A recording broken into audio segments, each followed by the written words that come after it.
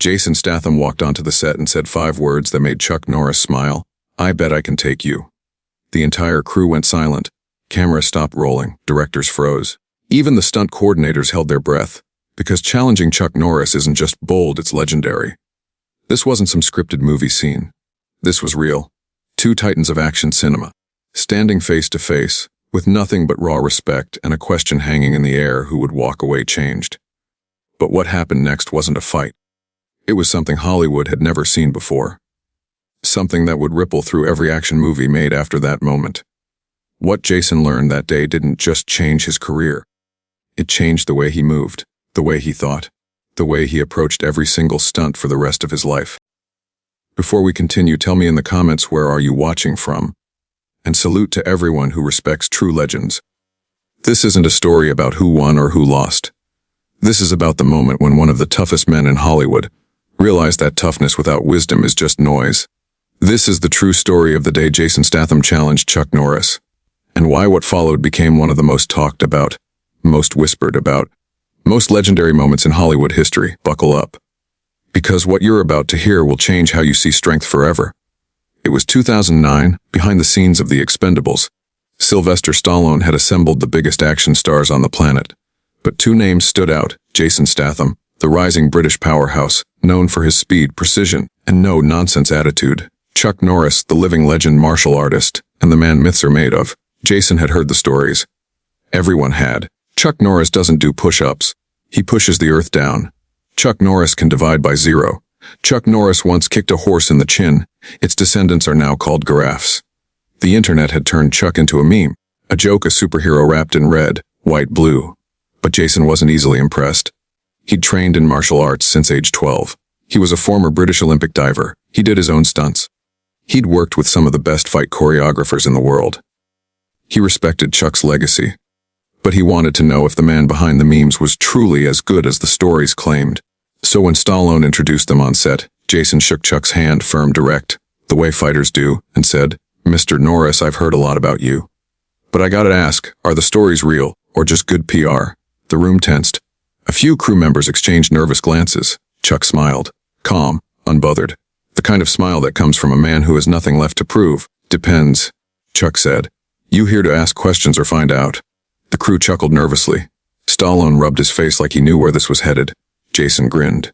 He liked this. No fake humility, no corporate answers, just straight talk. "How about we settle it?" Jason said. "You and me. One sparring session, no cameras, no audience, just respect." Stallone's eyes went wide. "Jason, maybe we should." But Chuck raised a hand, silencing the room with a single gesture. "I accept." The words hung in the air like thunder before a storm. "Tomorrow morning. Private gym. Just us. Deal." They shook hands again, this time with a different energy. Not hostility. Not competition. Respect. Because that's what real warriors do. They don't trash talk. They don't posture for cameras. They meet. They test. They learn. As Jason walked away, one of the stunt coordinators whispered to Stallone, "You think Jason knows what he just signed up for?" Stallone just shook his head and muttered, "He's about to find out." Comment below. Breldi or reckless, what would you call Jason's move? The next morning, a private gym. No press. No phones, just the 2 of them and a few close witnesses. Jason arrived first, warming up with shadow boxing, crisp and fast. His movements were sharp, calculated, efficient. Every jab snapped like a whip. Every pivot was balanced. This was a man who had spent decades perfecting his craft. He rolled his shoulders, cracked his neck, bounced lightly on the balls of his feet. He was ready. Then the door opened. No theatrics. No entrance music. No entourage, just presence. He wore simple training gear, black pants, a plain t-shirt. His face was calm, almost serene. But his eyes, they had seen 1,000 fights, 1,000 victories, 1,000 lessons learned in sweat and discipline. Jason stopped shadowboxing and turned to face him. They bowed. A sign of respect, a warrior's acknowledgement. "Ready when you are," Jason said, bouncing on his toes, hands up in a loose guard. Chuck nodded slowly. 3 rounds, light contact, control and technique. Understood. The bell rang, not a real bell, just someone clapping their hands, and Jason moved. He threw the first combination, a jab, cross, low kick, fast, sharp, textbook. The kind of combo that had landed clean in a dozen movies and twice as many training sessions. Chuck slipped it like water, not even a flinch. Just a subtle sway of the head, a quarter step back, and Jason's punches cut through empty air. Jason blinked. Reset his stance. Adjusted, he tried again. This time a feint high, then a spin kick aimed at Chuck's ribs, followed by a quick elbow. Chuck sidestepped, barely moving his feet. It was like trying to hit smoke. Jason's eyes narrowed. His breathing deepened. All right, you've got my attention. Chuck didn't smile, didn't gloat. He just stood there, centered, waiting. Then he said quietly, now it's my turn. What happened next, Jason later described as fighting a ghost. Chuck moved with no wasted motion. Every block was perfect. Every counter was already there before Jason even committed to the strike. He didn't react to Jason's attacks, he anticipated them. It wasn't speed. It wasn't strength. It was timing. Jason threw a left hook. Chuck's hand was already there, redirecting it past his shoulder. Jason switched levels, went for a takedown. Chuck's hips shifted, his base widened, and suddenly Jason was off balance, stumbling forward into nothing. Jason spun, tried a back fist. Chuck ducked under it so smoothly it looked choreographed, except it wasn't. Every time Jason committed, Chuck was gone. Every time Jason reset, Chuck was waiting. Round one ended. Jason was already breathing harder than he expected. Chuck looked like he'd just finished a warm-up. You're faster than I thought, Chuck said. But speed without patience is just noise. Jason wiped the sweat from his brow, nodding. I'm starting to see that. Round two began. This time Jason changed tactics. He slowed down, tried to be more deliberate, read Chuck's movements. He threw a jab, not to land, but to measure distance. Chuck didn't bite. Jason feinted a kick, then lunged with a straight right. Chuck sidestepped and tapped Jason's ribs with an open palm, so light it wouldn't bruise, but precise enough to show I could have ended this. Jason stepped back, reset again. He threw everything he had, spinning back fists, flying knees, ground, and pound setups, combinations he drilled 1,000 times. Chuck neutralized every single one, not with force, not with aggression, with control. By the end of round two, Jason was drenched in sweat, his chest heaved, his legs felt heavy. Chuck's breathing hadn't even changed. Jason stared at him, half in disbelief, half in awe. You're not even trying, are you? Chuck's expression softened. I'm always trying. But I'm not trying to beat you. I'm trying to teach you. Jason lowered his hands. His ego, the thing that had driven him to challenge Chuck in the first place, cracked. And in that crack, something new grew. Respect. Jason wiped his face with his forearm and said, simply, teach me. And that's when everything changed. Type RESPT if you believe real strength is knowing when to learn. Chuck didn't just spar with Jason, he taught him. For the next hour, Chuck broke down the philosophy behind his movement. They stepped off the mat. Chuck grabbed 2 bottles of water, handed one to Jason, and sat down on a wooden bench against the wall. Jason sat beside him, listening like a student on the first day of class. Most fighters think martial arts is about power. Chuck began, his voice calm and measured. It's not. It's about awareness. Jason nodded, silent, absorbing every word. Chuck continued. You're strong. You're fast. You've got excellent technique. But you're fighting at me. Not with the moment. What do you mean? Chuck stood up and gestured for Jason to stand across from him again. Throw a jab. Slow. Jason did. A clean, controlled jab. Chuck didn't block it. He didn't slip it. He just tilted his head slightly and let it pass an inch from his face. See that? I didn't move after you punched. I moved as you committed. Because your body talked before your fist did. Jason's eyes widened. What do you mean my body talked? Chuck smiled. Watch. He had Jason throw the jab again. This time Chuck pointed. Right there. Your shoulder tensed. Your weight shifted forward. Your breath stopped for a split second. All of that happened before your fist left your guard. Jason blinked. He'd never thought about it like that. Your body talks before your fist does. Learn to listen. Chuck showed Jason how to read an opponent's breath, their weight shift, the micro tension in their shoulders, hips, and eyes before a strike. It was like learning a new language. A language Jason had been speaking his whole life without realizing it. Now, Chuck said, let me show you something. He demonstrated a technique called controlled redirection, a concept from Tang Soo Do, his core discipline. Instead of blocking force with force, you guide it past you. Then respond from the void it creates. Chuck had Jason throw a right cross, full speed this time. As Jason's fist came forward, Chuck turned his body just slightly, his hand gently pressing Jason's wrist outward, redirecting the punch harmlessly past his head. Then, in the same fluid motion, Chuck's other hand floated up and stopped just an inch from Jason's chin. See, I didn't stop your power. I borrowed it. Used your momentum against you. Now you're off balance. And I'm in control. Jason stood there stunned. That was beautiful. Now you try. Jason tried it, failed. His timing was off. He blocked too early, too hard. He fought the punch instead of guiding it. Chuck reset him. Don't think. Feel. Let the movement come to you. Jason tried again, failed again, but Chuck didn't mock him, didn't sigh in frustration, didn't roll his eyes. He adjusted Jason's posture, straightened his spine, opened his hips, relaxed his shoulders. Your body is tense. You're trying to make it happen. But control doesn't come from effort. It comes from letting go. Jason took a breath, centered himself, again. This time Chuck threw the punch. Jason felt it coming, not just saw it, but felt it in the shift of Chuck's weight, the draw of his shoulder. And this time Jason moved, not with his hands. With his whole body he turned, redirected, and his counter floated into place, controlled, precise, effortless. Chuck's eyes lit up. There it is. Jason exhaled, almost laughing in disbelief. I felt that. I actually felt it. That's because you stopped trying to fight and started trying to flow. It's not about your muscles. It's about your mind. They drilled it again, and again, and again. Each time Jason got a little smoother, a little more present, a little more aware. By the end, Jason landed a clean counter, not because he overpowered Chuck, but because he listened. He read the setup. He moved with the moment. He trusted the technique. Chuck smiled, a rare, genuine smile. Now you're learning. Jason bowed deeply. His hands pressed together in front of his chest, the traditional sign of respect. Thank you, sir. I came here thinking I'd prove something.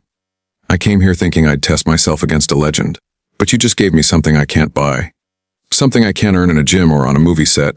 Chuck placed a hand on Jason's shoulder. Respect isn't given. It's recognized, and you've earned mine.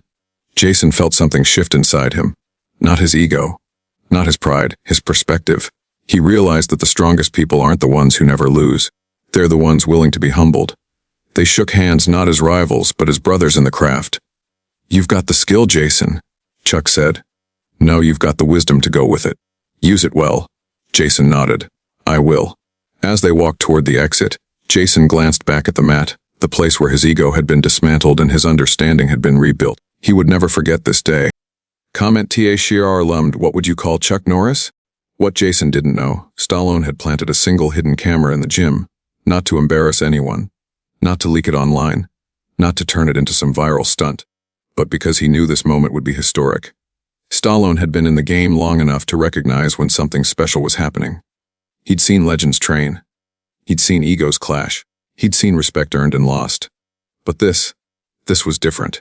So the night before, he'd quietly set up a small camera in the corner of the gym, hidden behind some equipment, angled perfectly to capture the entire mat. No one knew. Not Jason, not Chuck. Not even the few witnesses who'd been allowed inside. Just Stallone. And the lens. A week later, after filming wrapped for the day, Stallone invited a private group to his trailer: Bruce Willis, Jet Li, Dolph Lundgren, Randy Kocher, Terry Crews, a few trusted stunt coordinators. I want to show you guys something, Stallone said, dimming the lights and pulling up the footage on a small monitor. What is this? Bruce asked, leaning forward. Just watch. The screen flickered to life. There was Jason, sharp, focused, confident, throwing his first combinations at Chuck. And there was Chuck, calm, fluid, untouchable, slipping every strike like he could see the future. The room went silent. They watched Jason try again. And again.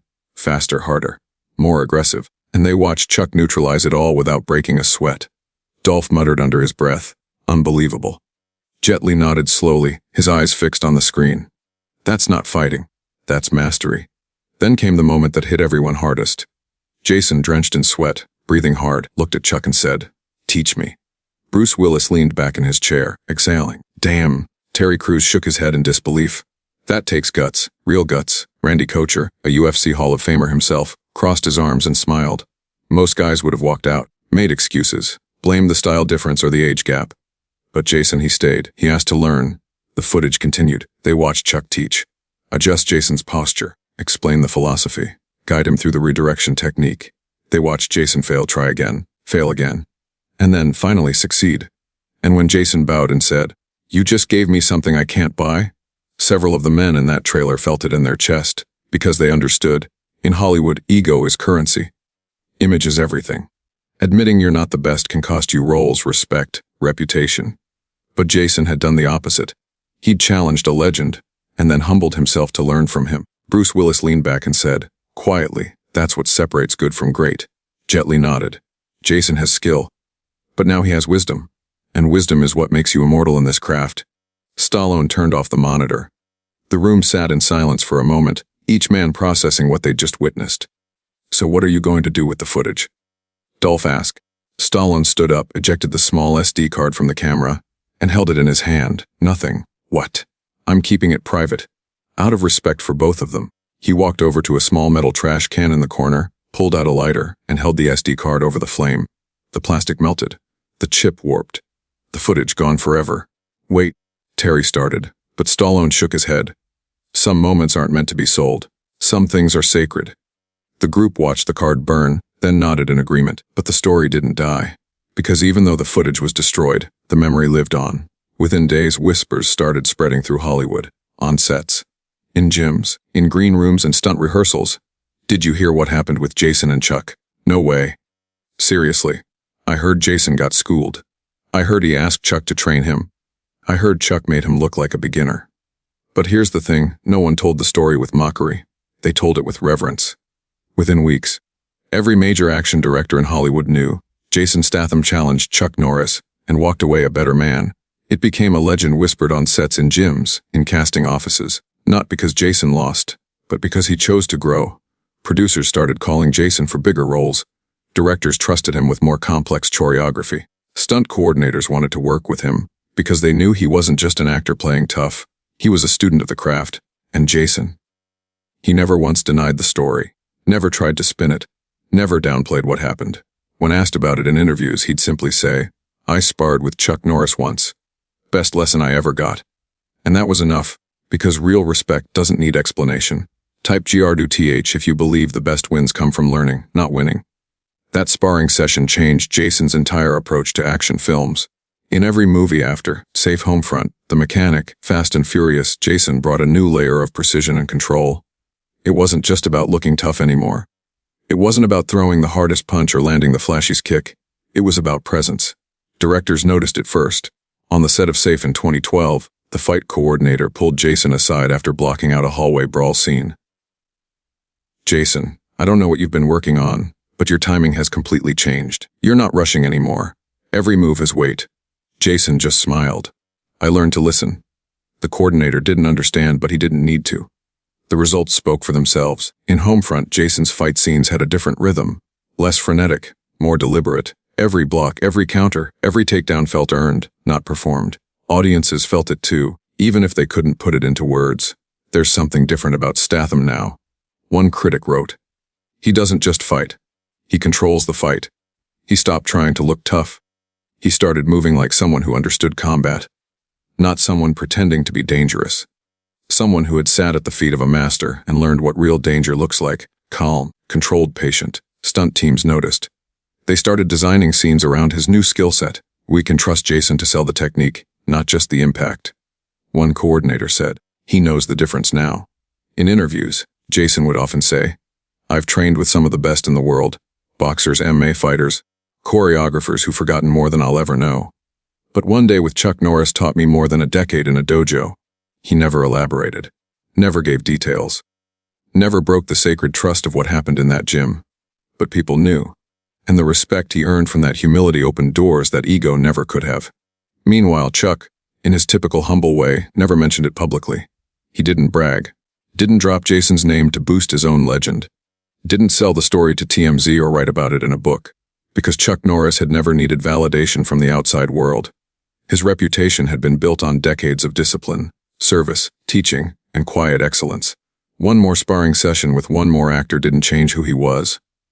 But years later, in a rare interview, a journalist asked Chucky, "You've worked with a lot of action stars over the years.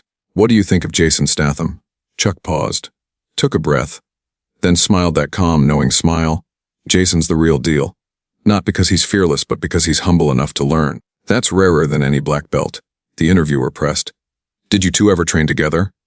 Chuck's smile widened just slightly. "We spent some time on the mat. Good man. Great student." That was all he said. But it was enough. The clip went viral. Fans dissected every word. Forums exploded with speculation. Did Chuck just confirm the story? Jason's a great student. That's Chuck speak for "I schooled him." Respect. That's the most Chuck Norris thing ever. He taught him and never bragged about it. The two stayed in touch over the years. Occasionally, when their schedules allowed, they'd meet up, train together, exchange philosophy, not for cameras, not for content, just two martial artists sharpening each other. Jason would text Chuck before big fight scenes, Got a tricky sequence tomorrow. Any advice? Chuck would reply with something simple but profound. Stay centered. Let them come to you. And it worked. Every time. When Jason was asked to mentor younger actors in the Fast and Furious franchise, guys like Scott Eastwood and John Cena, he passed down the same lesson Chuck gave him. Respect the craft. Respect your opponent. Respect yourself. He taught them to slow down. To listen. To move with intention instead of aggression. Hollywood wants you to look cool. Jason would tell them. But real fighters want to be effective. Learn the difference. Scott Eastwood later said in an interview, Jason taught me that the best action stars aren't the ones who do the most. They're the ones who do exactly enough. No wasted motion. That's something he learned from someone even better than him. He didn't say Chuck's name, but everyone knew. The ripple kept spreading. Stunt coordinators who worked with Jason brought his philosophy to other sets. Directors who saw his evolution started demanding the same level of authenticity from other actors. I want it to look like Statham became a compliment in the industry. It meant real, grounded, controlled, believable. Meanwhile, Chuck continued doing what he'd always done, living quietly, teaching, helping veterans, supporting kids programs through his Kickstart Kids Foundation. He trained students in his dojo, taught them not just how to kick and punch, but how to live with honor. He didn't chase fame. Didn't need the spotlight. No ego. No need to prove anything. Because legends don't need to shout. Their work speaks. Their students carry the torch. Their impact echoes long after they've left the room. And in Hollywood, a place built on image, hype, and self-promotion, Chuck Norris stood as a quiet reminder. True power doesn't announce itself. Jason understood that now. And every time he stepped onto a set, every time he laced up for a fight scene, every time a young actor asked him for advice, he remembered that morning in the gym, the morning his ego cracked open, the morning he learned that being the best doesn't mean never losing. It means never stopping learning. Comment, Humby or Pobwerfil, which word defines Chuck Norris. The story of Jason vs. Chuck became a teaching moment across Hollywood. It reminded everyone, actors, directors, stunt coordinators, producers, that ego is the enemy of excellence. In an industry where image is everything, where actors are told to never show weakness, never admit they're second best, never let anyone see them sweat, this story cut through all of that. It became a case study in humility. Jason could have walked away embarrassed. He could have made excuses. He could have blamed the style difference, the age gap, the fact that Chuck had been doing this since before Jason was born. He could have buried the story, paid people to stay quiet, pretended it never happened. Instead, he walked away enlightened. He owned it. He honored it. He let it change him. And that's what made him a legend in his own right. Chuck could have dominated and humiliated. He could have shown off. He could have used that session to remind the world that he was still the baddest man on the planet. He could have leaked the footage, written about it, turned it into a masterclass seminar and charged thousands of dollars. Instead, he taught and elevated. He gave Jason something far more valuable than a loss. He gave him wisdom. And then he walked away without needing credit. That's the difference between a fighter and a master. A fighter wants to win. A master wants to teach. Hollywood took notice. Casting directors started looking for actors who had that same hunger to learn. Not just guys who looked good shirtless or could memorize choreography, but people who respected the craft enough to be students of it. Action directors started valuing authenticity over spectacle. Stunt coordinators began building fight scenes that felt real, not just explosive. We don't want another CGI mess, one director said during a production meeting. We want it grounded. We want it honest. We want Statham energy. And Statham energy didn't mean muscles or intensity. It meant humility, discipline, control. It meant being good enough to know you can always get better. To this day, Jason credits that session as one of the most important moments of his career, not because of what he lost, but because of what he gained. He gained perspective. He gained depth. He gained the kind of respect that no amount of box office success or Instagram followers could ever buy. In a 2018 interview, Jason was asked, "What's the one moment that defined your career?" He didn't talk about landing the transporter. He didn't talk about joining the Expendables or Fast and Furious. He said, "There was a day I stepped onto a mat with someone better than me, and instead of pretending I wasn't outclassed, I asked him to teach me. That day changed everything?" The interviewer pressed, "Who was it?" Jason just smiled. Someone who didn't need me to say his name. And that was enough. And Chuck. He just kept being Chuck. Quiet. Deadly. Wise. Still teaching students in his dojo. Still supporting charitable causes. Still showing up to help veterans mentor kids and live by the principles he'd spent a lifetime mastering. A man who doesn't need to prove he's the best, because everyone already knows. A man who could have spent his later years chasing relevance, doing celebrity boxing matches, launching NFTs, trying to stay in the spotlight. But he didn't. Because he never needed the spotlight in the first place. His legacy was already carved in stone, not by what he said, but by how he lived. And every actor who ever stepped on a mat with him, every student who ever bowed in his dojo, every person who ever felt the weight of his calm, controlled presence, they all walked away the same way Jason did. Changed. Type Ligandi if you believe Chuck Norris is one of a kind. Here's the lesson Hollywood learned that day. True strength isn't about never losing. It's about learning from every challenge. Jason Statham walked into that gym thinking he could compete. He walked out knowing there's always someone better. And that's a gift, not a failure. Because growth only happens when you're willing to be humbled. Growth happens when you set your ego aside and say, "Teach me." Growth happens when you realize that the person standing across from you isn't your enemy, they're your opportunity. Chuck Norris didn't need to win that day. He already had, 1,000 times over, in tournaments, in movies, in dojos around the world. But he chose to teach instead, because that's what real legends do. They don't just build their own legacy. They help others build theirs. They don't hoard knowledge like it's a secret weapon. They share it. They pass it down. They lift others up. Because they understand something most people never do. Your greatness isn't diminished when someone else rises. It's multiplied. So the next time you face someone better than you, don't run. Don't quit. Don't let your ego convince you that losing means you're weak. Because the greatest fighters aren't the ones who never fall. They're the ones who get back up wiser. They're the ones who look at failure and say, "What can I learn from this?" They're the ones who understand that respect isn't earned by always winning. It's earned by always trying and always growing. Jason Statham is a legend today not because he beat Chuck Norris, but because he had the courage to face him and the wisdom to learn from him.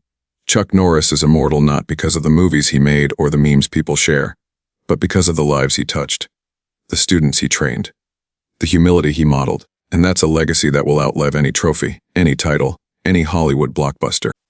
If you love this story, drop a comment and tell me, which part hit you the most? What other legendary Hollywood moments should I cover next? More incredible stories are coming your way. Stories of respect, humility, and the moments that define greatness. Stories of people who chose growth over ego. Stories of legends who taught instead of dominated. Stories that remind us all, the